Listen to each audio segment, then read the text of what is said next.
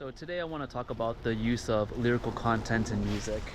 And over the years, I've noticed that there's a lot of people out there who tell me that they don't enjoy music unless there's lyrics. That if it's an instrumental, there's something about it they can't really do. It's not their thing. I thought about this and pondered it, and it's just really unsettling for me in some ways. And I try to not to take it personally or internalize it too much. But when I look at a lot of music that's put out nowadays, especially through like the mainstream media, a lot of music has lyrical content that's very codependent. It's like they're like love stories about heartbreak or about wanting someone, and it got this vibe about I'm not okay and I need you to complete me, or I'm not okay and I need something else to fix something about me, or something along that nature. And maybe this is, coming out because I'm concurrently studying codependence and going through certain aspects of fixing those character defects. But at the same time, I also notice within myself that when I hear a song with lyrical content, I actually am distracted from the actual music itself. Like I'm not listening to the chord progressions or the arrangement or the composition.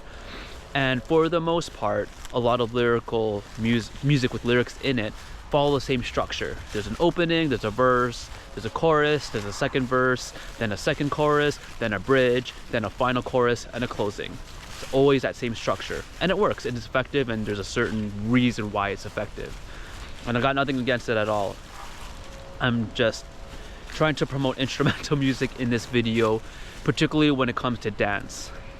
Because I think there is an aspect in inserting the lyrics to music involving the ego. It's all about the human using music to express itself.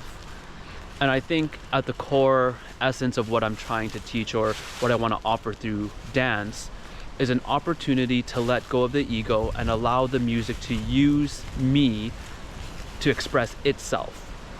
This might sound like a very esoteric idea, but I have this belief that in the vastness of the universe, beyond in the metaphysical realm, all music already exists.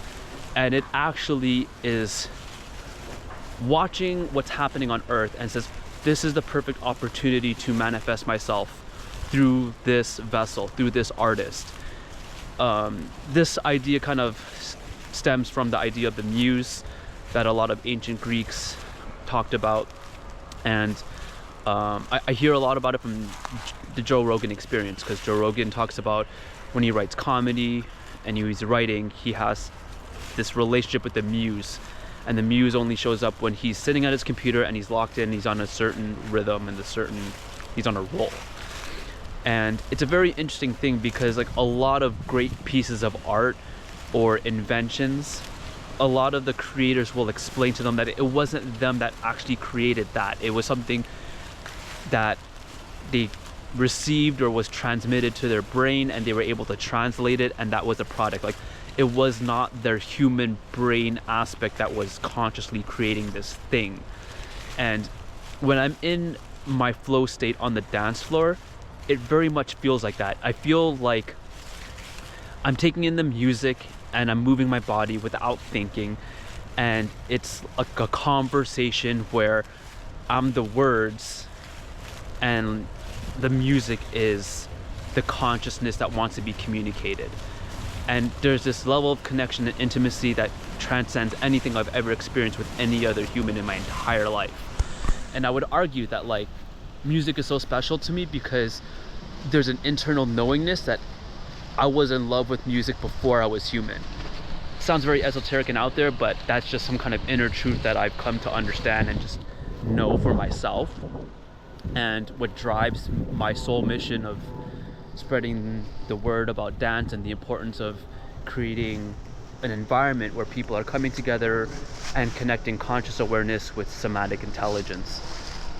And yeah, there's not much more I can really say to that, but I think the topic of this conversation is like getting into this place where like I'm talking about offering this dance, and people talk about what kind of music are in these classes. Like, is it this kind of music? And it's all up.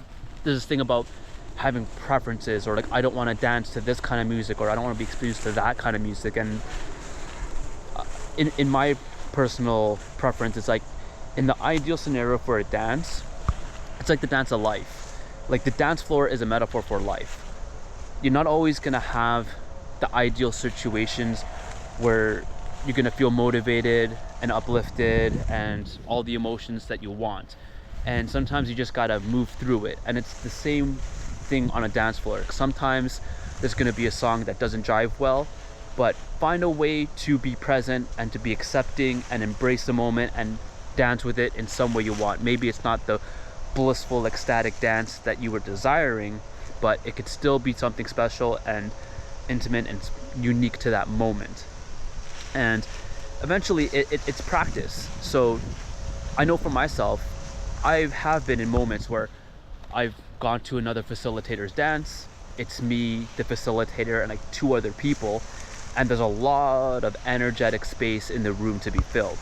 And there's a song that comes on, and I'm like, I'm not digging this song. It doesn't look like anyone else is digging this song, but I'm still gonna find a way to be present with my body and find a way that my body wants to move with this song. And then it's created a habit within myself. So when things happen in life that I don't necessarily want or jive with, then I'm used to it of being, okay, well, yeah, this is not the ideal scenario for me, but I'm still gonna move and groove with it and make the best out of the situation. So yeah, I think all of these things combined is like, I really enjoy instrumental music because it gets to the true emotionality of the music, and then I could have a more authentic conversation in terms of like the dance. There's less of the human ego trying to explain its story or trying to be witnessed or embraced in some sort of egotistical way. And there's a time and place for that, but there's also a time and place for just like, let's let the music express itself through us. So that's what I want to leave with today. If you want to explore these different ideas on a dance floor, I'll be teaching on Sunday and Tuesday. I'll have all the schedule information in the link below.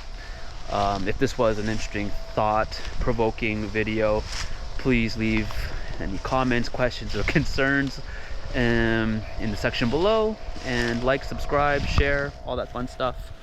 And I'll be seeing you on a dance floor really soon, whether that's my dance or someone else's dance.